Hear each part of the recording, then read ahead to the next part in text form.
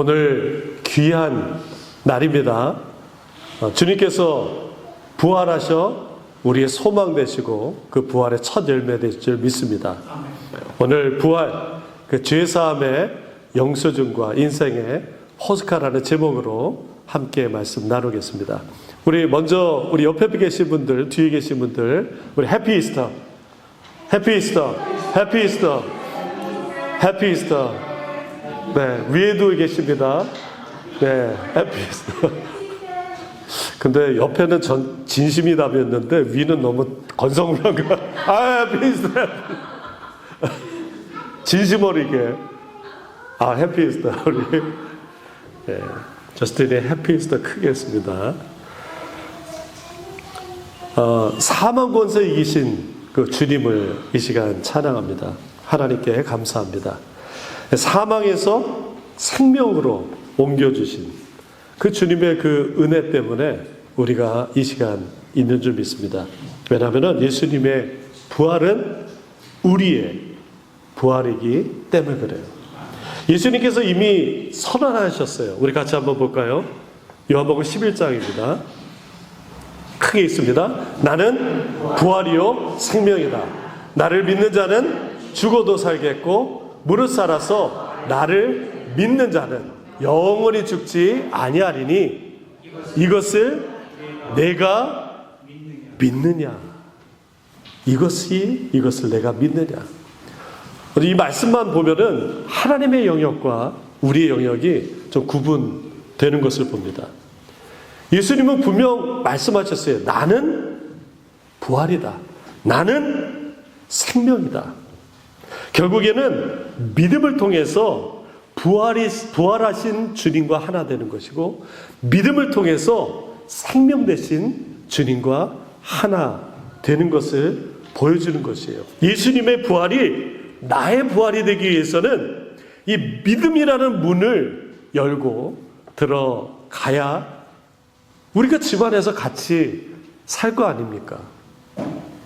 부활이라는 멋진 그 맨션이 있는데 밖에서 그냥 동동거리면서 추운 데 있는 것이 아니라 믿음의 문을 열어 우리가 그 안으로 들어갈 수 있다는 거예요. 생명이라는 어마어마한 금과 은으로도 비교할 수 없는 그 값진 것이 있는데 밖에서 그냥 어둠 가운데 죽음 가운데 있을 수 없습니다. 믿음의 문을 열고 들어가는 저와 여러분에게 원합니다. 보통의 경우 목적지가 있으면은 내비게이션을 따라서 우리가 하죠. 근데 거기까지는 누구나요. 목적지 저기. 여러분들 교회 오실 때 교회의 목적지를 치고 오시든 아니면은 다 아시니까 또 이렇게 오실 거예요. 근데 그 길을 오는 사람은 다른 거예요. 우리가 워싱턴 DC까지 갈 때 워싱턴 DC 저 남쪽에 있지가 아니라 직접 운전하거나 기차를 타거나 비행기 타고 가는 사람들은 행한다라는 것이에요. 여러분 우리가 4월 20일 날 어디 가죠? 랭캐스터 성극을 보러 가요. 벌써부터 그 마음은 거기 가 계신 분들이 많이 계신 것 같아요. 출발은 해놨지만 목적지가 있으면은 이미 우리는 거기가 있는 것이에요. 천국도 마찬가지예요. 아직도 우리는 이 땅에 있고 아직은 우리는 이 육신의 연약한 몸속에 있지만 그러나 우리의 마음은, 우리의 영혼은 이미 천국에 있는 줄 믿으시기 바랍니다. 믿음이라는 자동차를 타고 가야 되는 거예요. 그래야 하나님의 나라, 천국, 그 부활의 영광에 우리가 이르는 줄 믿습니다. 교회 안에서 우리 성도님들도 같이 믿음을 가지고 그 목적지를 가는 동행자 아니겠습니까? 신나지 않나요? 나만 신나나? 뭐라고요? 네. 입만, 우리 헬스사님 요즘 다이어트 컴피티션에 참여해가지고 힘이 좀 없는 것 같아요. 자, 오늘 저는 부활에 대해서 이 믿음이 어떤 관계를 갖고 있는가, 어떻게 응답할 것인가에 대해서 같이 말씀을 나누고자 합니다. 예수님의 부활이 나의 믿음과 어떤 연관을 갖고 결국에 예수님의 부활이 나의 부활이 되는 과정을 한번 보자는 것이죠. 오늘 본문에 보니까 부활하신 예수님을 소수의 제자들이 만났어요. 그런데 이 제자들, 예수님의 부활을 들었음에도 불구하고 그들은 믿지 않았다라는 거예요. 우리 14절의 말씀을 같이 한번 읽어보겠습니다. 시작. 그 후에 11제자가 음식 먹을 때 예수께서 그들에게 나타나사 그들의 믿음 없는 것과 마음이 완악한 것을 꾸짖으시니 얘는 자기가 살아난 것을 본 자들의 말을 믿지 아니하느니라. 부활하신 예수님을 제자들이 봐서 예수님 부활했다라고 증언했음에도 불구하고 대부분의 제자들이 믿지 못했어요. 따라서 우리가 우리 스스로 질문해 보아야 될 것은 그거예요. 나는 정말로 예수님의 부활을 믿냐라고 하는 거예요. 정말 나는 예수님의 부활을 믿고 신앙생활을 하고 있냐라는 거예요. 저희 큰 누님의 둘째 며느리가 교회는 다녔지만 별로 이렇게 신앙생활을 열심히 하지 않았던 것 같아요. 성경도 잘 안 읽고 그러다가 이제 좀 열심히 믿음 생활 해야 되겠다 해서 성경을 읽기 시작했대요. 근데 여러분 아시겠지만 성경이 그렇게 호락호락한 책이 아니에요. 조금 읽다가 금세 나가 떨어지죠. 그런데 저에게는 이제 조카 며느리죠. 열심을 내서 이래서는 안 되겠다 해가지고 만화 성경책을 구입해가지고 읽기 시작했대요. 참 기특하지 않아요? 지금 대학원생인데 성경 읽는 것이 너무 어렵다고 그래도 좀 읽겠다고 초등학생이 읽는 만화 성경책을 사서 읽기 시작했대요. 그래 어느 날 이 둘째 며느리가 이 시엄마인 저희 큰누님한테 질문을 했대요. 창세기에서 아브라함이 이삭을 드리는 그 장면에 뭔가 좀 걸렸나 봐요. 그래서 이제 시어머니한테 묻는 거예요. 어머니, 어떻게 아버지가 아들을 죽이려고 했을까요? 아무리 생각해도 이해가 되지 않아요. 아브라함은 어떻게 아들 이삭을 죽이려 했냐라고 하는 것이에요. 뭔가 느껴지는 거 없으세요? 박 목사네 집안은 참 수준이 높구나. 고부간의 갈등이 아니라 시엄마와 며느리가 이렇게 수준 높은 대화를 이어가는구나. 전혀 부럽지 하지도 않고 절로 이렇게 남의 집이라고. 하여튼 그랬더니 저희 큰누님이 며느리한테 이렇게 대답을 해줬대요. 그건 하나님이 잔인해서도 아니고 아브라함이 아들을 사랑하지 않아서도 아니다. 아브라함이 이삭을 바칠 수 있는 것은 물론 결과적으로는 하나님이 막으셨지만 아브라함이 부활을 믿었기 때문이란다라고 대답해 줬대요. 여전히 그 조카 며느리는 쾌천을 달고 고개를 갸우뚱하면서 갔겠죠. 아브라함이 정말 부활의 믿음을 가졌다라고 하는 것이 히브리서 기자가 증언하고 있습니다. 우리 히브리서 11장의 말씀을 같이 읽습니다. 그가 하나님이 능히 이삭을 죽은 자 가운데서 다시 살릴 줄로 생각하는지라 비유컨대 그를 죽은 자 가운데서 도로 받을 것이니라. 실제로 아브라함이 이삭을 데리고 둘이 산으로 올라갈 때 그 종들한테 내 아이와 함께 가서 예배하고 우리가 너희에게로 돌아오리라 이렇게 얘기했어요. 예배한 후에 우리가 다시 돌아오겠다라고 얘기한 거예요. 이미 아브라함이 하나님에게 이삭을 바치라는 말씀을 들을 때부터 그는 이 부활에 대한 믿음을 확신했다라는 거예요. 그런데 사실 우리 이성적으로 이해가 다 안 가죠. 더군다나 이 부활이라고 하는 것이 도대체 손에 잡히는 것도 아니고 눈에 보이는 것도 아니고 일단은 한번 우리가 죽어봐야 알게 되는 거 아니겠습니까? 어떻게 죽은 사람이 다시 살 수 있을까? 여러분, 임사 체험이라는 게 있어요. 여기 의료 계신 분들은 들어보실 수 있는데 NDES라고 Near Death Experience라는 그런 현상이 있다라는 거예요. 가끔 죽었던 사람이 천국과 지옥 갔다 온 다음에 간증하는 거 들어보신 적 있으실 거예요. 이 임사 체험은 죽음 가까이 가서 혹은 정말 죽었다라고 생각했는데 천국과 지옥을 경험하고 와서 다른 사람들한테 증언하는 그런 체험입니다. 그런데 부활은 이 임사 체험과는 차원이 다른 것이죠. 아무리 임사 체험을 많이 한다 할지라도 결국에는 죽음을 맞이할 수밖에 없기 때문에 그래요. 그러나 부활하신 주님은 완전히 모습이 달라져서 제자들에게 나타났어요. 썩을 것이 썩지 않을 것으로, 시간과 공간의 제약을 받지 않는 자유로운 몸으로 바뀌었다는 거예요. 물론 성경에서는 죽었다가 살아나는, 예수님이 살려주신 사람들이 여럿 있습니다. 나사로가 그랬죠. 그다음 야이로의 딸이 그랬죠. 그리고 나인성 과부의 아들이 그랬습니다. 예수님이 살려주셨어요. 완전히 장사 지내고 있는데 다시 살려주셨어요.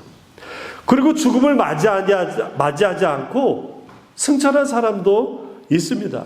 구약의 에녹과 엘리야가 그들이에요. 그러나 예수님처럼 완전한 죽음에서 다시 부활하셔서 승천하신 사람은 유일합니다. 이것을 다른 말로 하면은 예수님이 우리의 부활의 첫 열매가 됐다는 거예요. 여기서 강조점은 첫 열매예요. 첫 열매. 여러분, 첫 열매 다음에는 뭘까요? 둘째 열매, 셋째. 산수 아시죠? 산수. 네? 첫째 다음에 뭐예요?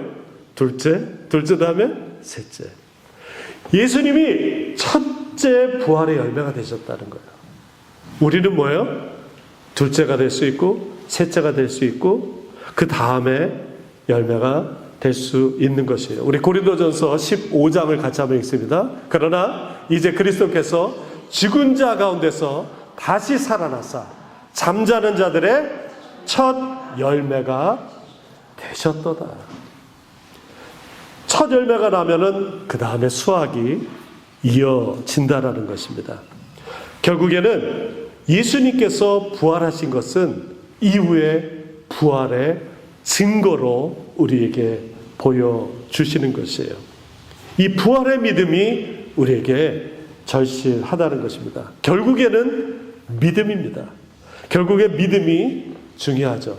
여러분, 누가복음에 보면은 씨 뿌리는 자의 비유가 나오죠. 농부가 씨를 뿌려요. 어디 떨어지죠? 길가, 그 다음에 돌짝밭, 그 다음에 가시덤불, 마지막으로 어디요? 그렇죠. 아유, 너무 잘하시네. 좋은 밭에 떨어져요. 그런데 누가복음 8장에 보면은 이것을 예수님께서 풀어서 설명해 주시는데 그 중에 하나가 이 길가에 대한 내용이에요. 길가를 뭐라고 설명하면 이렇게 합니다. 길가에 있다라는 것은 말씀을 들은 자니 이에 마귀가 가서 그들이 믿어 구원을 얻지 못하게 하려고 말씀을 그 마음에서 빼앗는다라고 그랬어요. 여기서 참 중요한 두 가지가 나오는데 첫 번째는 마귀가 말씀을, 이미 마음밭에 떨어진 말씀을 뺏는다라는 거예요. 우리는 가끔 이렇게 얘기해요. 생각할 수 있어요. 성경 많이 읽었어. 요즘 너무 은혜스러워. 그런데 그 은혜의 밭에 떨어진 하나님의 말씀을 마귀가 빼앗아갈 수 있다라는 거예요. 두 번째는 뭐냐면은 여기서 밑줄을 쫙 그어야 되는데 그 말씀을 믿을 때 어떻게 돼요? 그 말씀을 믿을 때 구원을 얻게 된다는 거예요. 그래서 마귀가 그 말씀을 믿어 구원을 얻기 전에 빼서 가려고 하는 것이에요. 말씀이 믿어지면은 구원을 얻게 된다는 것이에요. 이것이 천국의 비밀이에요. 예수님의 영업 비밀이 여기 안에 있는 거예요. 천국이 우리 안에 들어올 때, 야, 좋다. 너무 은혜 받았어요. 그때부터 우리는 주의해야 된다는 거예요. 왜요? 마귀가 그 말씀을 빼앗아 갈 수 있기 때문에 그래요. 그러니까 마귀는 어떻게 해서든 우리 안에 뿌려진 하나님의 말씀을 뺏으려고 방해하고 공작하고 넘어뜨리려고 한다라는 것이에요. 목사님은 괜찮겠죠? 아니에요. 장로님 어떠세요? 마찬가지예요. 어느 누구든 밭에 떨어진 하나님의 말씀이 뿌리 내려서 결실을 맺지 못하게 뺏어 간다라는 거예요. 그래서 때로는 우리 예배 드린 다음에 시험 들을 때가 막 오늘 하나님께서 나를 너무 사랑하셔서 이렇게 찬양할 때 내 마음을 터치하시고 그러다가 가다가 여기 카펫에 혹시 미끄러 넘어지면 아이고 오늘 완전히 이게 뭔가 괜히 교회 와가지고 내가 진짜 여기 넘어지고 시험을 준다라는 것이에요. 그 예전에 분강사님들 썼던 비유 중에 그런 얘기 많아요. 예전에 교회 한국 교회는 신발 벗고 마루가 이렇게 많았어요. 그러면은 예배 드리고 나가다가 신발 찾다가 은혜 다 쏟는데잖아요. 그거 내 신발이야. 그거 왜 그렇게 그러면서. 요즘은 어때요? 주차장에서 그렇죠. 주차장에서 혹시나 뭐 살짝 긁혔거나 또 아니면 주차 때문에 은혜 다 쏟고 막 마음 상할 때가 있어요. 마귀가 구원을 얻지 못하게 우리 안에서 말씀을 빼앗아 가려고 수많은 공작을 한다는 거예요. 어쩌면은 여러분 우리 올해 너무 감사하게 하나님께서 저희 교회 은혜를 주셔서 성경 통독을 막 불이 붙어가지고 말씀의 은혜가 막 넘쳐나요.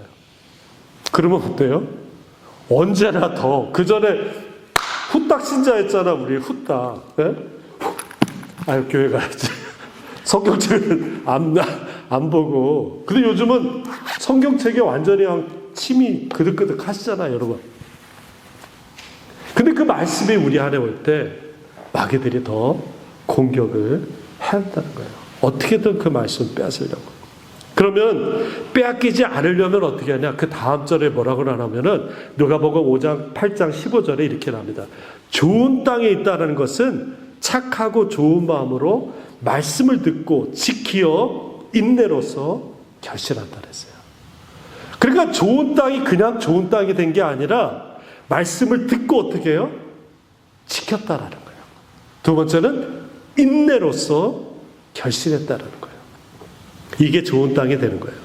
지키다라고 헬라어가 카테코라고 하는데 그 뜻은 꽉 붙잡다라는 거예요. 그 다음에 소유한다는 거예요. 어떻게 해요? 꽉 붙잡는 거예요. 여러분 하나님 말씀 정말 있는 힘을 다해 꽉 붙잡으시길 바랍니다. 그때 마음속에 뿌리 내려 30배, 60배, 100배의 결실을 맺을 줄 믿습니다. 그 방법을 다윗이 잘 알고 있었어요. 다윗이 시편 1편에서 이렇게 얘기합니다. 여호와는 나의 목자시니. 그러면 2절에서 그러면은 오직 여호와의 율법을 즐거워하여 그 율법을 주야로 묵상하렵니다. 우리 지난번 하가의 영성이라고 한번 말씀드렸었어요. 처음 듣는데요 라는 눈이 이렇게 커지는 분이 있는데 하가의 영성이 뭐냐면은 이 묵상이 히브리어로 하가라는 거예요. 이 묵상이 우리가 눈 감고 이게 묵상이 아니라 하가는 뭐예요? 읊조리다라는 뜻이에요. 작은 목소리로 읊조리다는 거예요. 그러니까 하나님의 말씀을 읊조리는 거예요. 오직 여호와의 율법을 즐거워하여 그 율법을 주야로 어떻게 한다고요? 읊조리는 거예요. 이것이 내 입술에 있으면은 그 마귀의 공격을 막을 수 있는 거예요. 따라서 끊임없이 우리 입술을 말씀을 읊조리시기 바랍니다. 이 하가의 영성은 다른 말로 반복의 영성이에요. 계속 반복하는 거예요. 오늘 한번 성경 읽었다? 아니에요. 그 말씀을 주야로 읊조리는 거예요. 오직 여호와의 율법을 즐거워하여 그 율법을 주야로 내 입술을 움직여서 작은 소리로 읊조리는 것, 이것이 하나님의 말씀을 지키는 방법이에요. 따라서 부활의 믿음, 하나님이 주신 말씀을 붙잡기 위해서 끊임없이 영적인 훈련이 필요해요. 우리에게는 세 가지 승리가 필요합니다. 첫째, 육의 승리예요. 그래서 육을 건강하기 위해서 어떻게 해요? 걷기도 하고 뛰기도 하고 각종 운동을 합니다. 두 번째, 정신적인 승리예요. 이 소울이 승리하기 위해서는 읽기, 쓰기 또는 창조적인 일하기, 배우기 등 우리가 그걸 통해서 우리의 혼이 건강해질 수 있어요. 세 번째는 영적 승리입니다. 기도하고 묵상하고 성경 읽고 예배하고 하나님 말씀을 가지고 사는 것이에요. 이렇게 육적인 승리, 혼적인 승리, 또 영적인 승리를 하기 위해서는 우리가 훈련이 필요합니다. 이 고대 로마가 그 사회를 다 지배할 수 있었던 것은 이 로마 군병들 때문에 그래요. 이 로마 군병들은 4개월 정도 처음 신입 훈련을 하는데 아주 혹독하대요. 근데 그 이후로 그냥 훈련을 안 하냐? 그렇지 않대요. 매일같이 20마일을 구보를 한대요. 32km. 20마일을 매일 구보하는 것이 얼마나 힘들겠어요. 거기다가 건설하죠. 각종 모두 훈련을 다 하게 됩니다. 그러니 얼마나 지치겠어요. 그런데 이들에게 먹는 음료수가 있는데 그 이름이 포스카라는 음료수래요. 이 포스카는 신포도주나 식초를 물에 타고 허브하고 같이 섞어서 먹는, 지금으로 얘기하면 로마식 포카리 스위트 혹은 게토레이 같은 그런 거예요. 그냥 맹물로 먹으면 자칫 이 물이 상할 수 있는데 박테리아 때문에 그 식초가 들어가고 그것이 허브가 들어간 물은 상할 수가, 천연 박테리아를 멸균할 수 있는 물이라는 거예요. 그것을 계속 마심으로 인해서 그들이 훈련할 수 있었던 것입니다. 우리 역시 영적인 이 전쟁에 마귀가 우리 마음에 뿌려진 하나님 말씀을 빼앗아가려는 것을 막기 위해서는 로마 군인 못지않는 훈련이 필요하다는 것이에요. 그 힘이 부활하신 주님의 믿음 그리고 하나님 말씀을 지니는 것입니다. 우리 고린도 후서를 같이 한번 읽어보겠습니다. 시작. 오직 모든 일에 하나님의 일꾼으로 자천하여 많이 견디는 것과 환난과 궁핍과 고난과 매맞음과 갇힘과 난동과 수고로움과 자지 못함과 먹지 못한 가운데서도 깨끗함과 지식과 오래 참음과 자비함과 성령의 감화와 거짓 없는 사랑과 진리의 말씀과 하나님의 능력으로 의의 무기를 좌우에 가지고, 두 가지인 것이에요.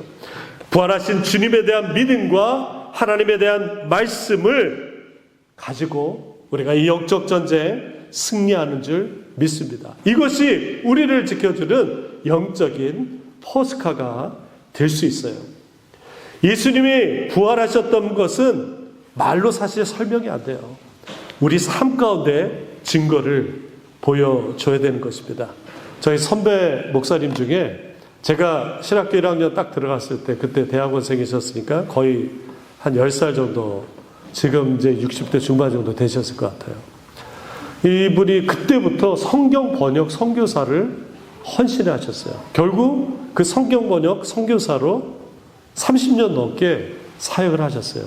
말씀을 들어보니까 중국의 어느 부족, 그 소수 민족, 그러니까 국적은 중국이니까 언어는 중국어를 쓰겠죠. 근데 우리 조선족처럼 자기들 언어가 있는 거예요. 근데 글자가 없어요. 그래서 그 글자를 이 선교사들이 만드는 거예요. 그래서 그 글자를 만들고 성경으로 번역하는 작업을 이제 30년 넘게 그 부족을 위해서 하신 거예요. 구약 성경은 독일 선교사가 이미 완성을 했고, 이 선교사님이 신약 성경을 이제 거의 완성하고 있는 중이었대요. 근데 이분에게 큰 시련이 닥치셨어요. 1, 2년 전쯤에 사모님이 암으로 돌아가시는 일이 발생했습니다. 그리고 그 중국 공안이 워낙 핍박을 많이 하다니까 거기 들어가서 그들과 작업을 해야 되는데 이 작업이 되지 않는다는 거예요. 그러면서 거의 막바지 작업을 지금 하고 있다고 합니다. 여러분, 30년 넘게 그 성경을 번역하고 있는데 그러면 이런 어려움과 환란이 왔을 때 그거 그만둬야 될까요? 그 평생을 걸쳐서 사역을 했는데 거의 이제 막바지에 다다랐는데 이제 그만둬야 될까요? 이것이 부활의 믿음인 것입니다. 지금 어려운 가운데 있을지라도 믿음을 굳건히 잡고 나갈 때 하나님께서 열매를 맺게 하실 줄 믿습니다. 우리 가운데서 사실 어려움 없는 사람들이 어디 있겠습니까? 그 어려운 가운데서 좌절하고 포기하고 쓰러뜨리는 게 아니라 주님께서 분명하게 나를 이끄시려는 죽음에서 생명으로 살려주실 것이라는 부활의 믿음 가지고 나갈 때 분명 이겨낼 줄 믿습니다. 우리 베드로전서 1장 9절을 같이 한번 읽습니다. 믿음의 결국 곧 영혼의 구원을 받습니다. 믿음의 결과, 믿음의 최종적인 그 산물은 영혼의 구원이라는 거예요. 이 말씀을 이 표준 세번역으로 이렇게 번역하고 있습니다. 우리 같이 다시 한번 읽어볼까요? 밑에 8절부터 같이 한번 읽습니다. 같이 읽습니다. 여러분은 그리스도를 본받는 본 일이 없으면서도 사랑하며 지금 그를 볼 수 없으면서도 믿으며 말로 다 표현할 수 없는 영광과 즐거움을 바라보면서 기뻐하고 있습니다. 이것은 여러분이 믿음의 결과인 영혼의 구원을 받았기 때문입니다. 이런 사람을 꽂으면은 이상한 사람이라고 할 거예요. 어떻게 예수를 본 적도 없는데 그렇게 사랑하고 예수를 만진 적도 없는데 어떻게 이렇게 믿고 즐거움과 영광 속에 살겠냐 이거예요. 우리 안에 믿음이 있어 우리가 눈으로 보지 못한 하나님을 바라보고 우리가 믿음이 있어 하나님을 인해 즐거움과 기쁨이 있는 줄 믿습니다. 말씀을 마칩니다. 예수님이 부활이요 생명인 줄 믿으시기 바랍니다. 우리에게 필요한 것은 바로 믿음인 거예요. 부활에 대한 믿음 가지고 우리가 주 앞에 나갈 수 있습니다. 우리가 부활의 신앙 유지하려면 훈련해야 돼요. 우리가 마귀의 공격 물리치고 하나님 말씀 가지고 능히 이길 수 있는 것, 그것은 하나님이 우리에게 주시는 영적인 포스카, 하나님의 말씀, 부활에 대한 믿음이 있는 줄 믿으시기 바랍니다. 영적 군인이 되어 어떤 마귀의 공격에도 승리하는 저 여러분 되시길 예수님의 이름으로 축원합니다. 오늘 기도하실 때 마귀 공격이 아무리 강할지라도 부활하신 예수님 확실히 믿고 나가게 하옵소서. 하나님 나라 군사되어 하나님 말씀으로 승리하게 하옵소서. 우리 함께 기도하겠습니다. 하나님 감사합니다. 하나님 말씀 가지고 부활의 믿음 가지고 하나님 이 땅 살아갈 수 있도록 도와주시고 마귀의 어떤 공격도 하나님 능히 이겨낼 수 있도록 도와주시옵소서. 하나님 말씀 붙들고 하나님 원수마귀 사탄이 우리를 쓰러뜨려 할지라도 하나님 능히 이기는 자리를 낼 수 있도록 아버지 하나님 붙잡아 주시고 인도하여 주시옵소서.